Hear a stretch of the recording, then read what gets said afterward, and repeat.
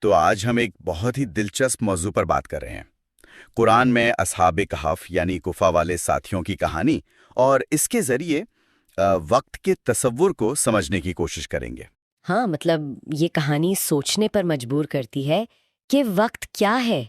کیا یہ صرف گھڑی کی سوئیوں کا چلنا ہے یا اللہ کے حکم سے کچھ اور بھی ہو سکتا ہے؟ بالکل، یہ ان نوجوانوں کی کہانی ہے، جیسا ہم جانتے ہیں، جو ظالم بادشاہ کے ظلم سے اپنا ایمان بچانے کے لیے ایک گفا میں چھپ گئے تھے۔ صحیح کہا، لیکن جو بات حیران کرتی ہے وہ یہ ہے کہ اللہ نے انہیں صرف اس گفا میں پناہ نہیں دی بلکہ وقت کے اثر سے بھی محفوظ رکھا۔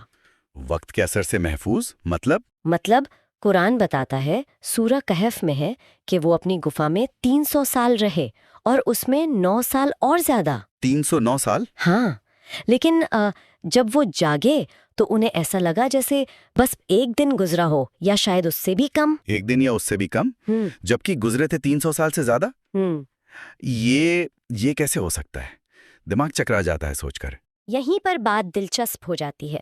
دیکھیے، آج کی سائنس کے حساب سے دیکھیں تو یہ ناممکن لگتا ہے۔ ہاں، مطلب کوئی انسانی جسم صدیوں تک کیسے محفوظ رہ سکتا ہے بنا کسی باہری مدد کے، بنا کھانے پینے کے؟ بالکل، یہ قدرتی قانون کے خلاف لگتا ہے، لیکن یہیں پر قرآن کا وہ اصول یاد آتا ہے، کن فیکون۔ ہو جا، اور وہ ہو جاتا ہے۔ ہاں، اللہ جب چاہتا ہے تو چیزیں ہو جاتی ہیں، وجوہوں کی محتاج نہیں ہوتی۔ لیکن یہاں معاملہ صرف جسموں کی حفاظت کا نہیں ہے، جیسا آپ نے کہا۔ تو پھر اصل بات ہے وقت کا ان کے لیے ٹھہر جانا۔ وقت کا ٹھہر جانا؟ اچھا، تو یہ صرف لمبی نیند رہی تھی؟ نہیں، اس سے کہیں زیادہ گہرا معاملہ لگتا ہے۔ جیسے باہری دنیا کا وقت تو اپنی رفتار سے چلتا رہا، لیکن ان نوجوانوں کے لیے اس گفا کے اندر وقت جیسے تھم گیا تھا۔ یہ تو کمال کی بات ہے۔ اور کیا اس کا ذکر کہیں اور بھی؟ ہاں، دلچسپ بات یہ ہے کہ کچھ لوگ اسے سائنس کے ایک کانسیپٹ سے جوڑنے کی کوشش کرتے ہیں، جسے ٹائم ڈائلیشن کہتے ہیں۔ Time dilation? آئنسٹین والا؟ ہاں، وہی، جس کے مطابق بہت تیز رفتار یا بہت زیادہ گریوٹی میں وقت دھیما ہو جاتا ہے۔ حالانکہ یہاں وجہ رفتار یا گریوٹی نہیں، اللہ کا حکم تھا۔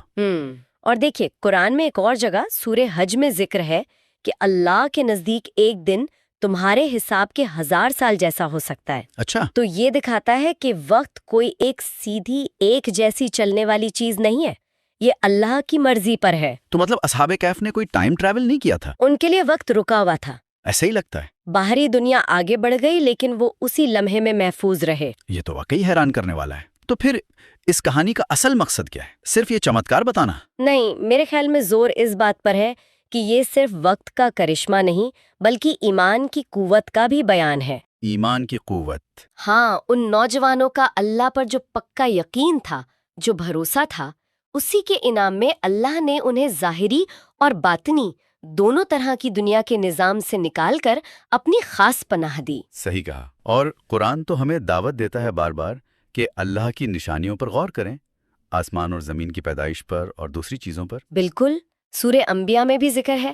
تو یہ واقعہ بھی ایک نشانی ہے وقت کی حقیقت پر اور اللہ کی قدرت پر سوچنے کے لیے۔ تو اصحاب کہف کی کہانی سے ایک بڑی بات یہ سمجھ آتی ہے کہ وقت، جسے ہم روزمرہ میں ایک سیدھی لکیر کی طرح بہتا محسوس کرتے ہیں، شاید اتنا سیدھا یا اتنا ایبسولوٹ نہ ہو۔ ہاں، یہ اللہ کی ایک مخلوق ہے جسے وہ جیسے چاہے کنٹرول کر سکتا ہے، روک سکتا ہے، پھیلا سکتا ہے۔ بالکل، یہ ہماری جو فزیکل سمجھ ہے وقت کی، اس کو چیلنج کرتا ہے۔ اور شاید اس میں آج کے زمانے کے لیے بھی کوئی سبق ہے، جیسے دنیا میں کھو جانے پر وقت کیسے ہاتھ سے نکل جاتا ہے۔ ہو سکتا ہے کہ انسان اگر غفلت میں پڑ جائے تو زمانہ بدل جاتا ہے اور اسے خبر تک نہیں ہوتی، جیسے ان نوجوانوں کے جاگنے پر ہوا۔ صحیح۔ اور آخر میں بس ایک سوال شاید چھوڑ سکتے ہیں ہم سوچنے کے لیے کہ کیا وقت ہمیشہ صرف آگے ہی بڑھتا ہے، یا کیا اس کہانی میں وقت کے کچھ ایسے آیاموں کی طرف اشارہ ہے جنہیں ہم ابھی سمجھ نہیں پائے ہیں؟ یہ واقعی گہرا سوال ہے جس پر غور کیا جانا چاہیے۔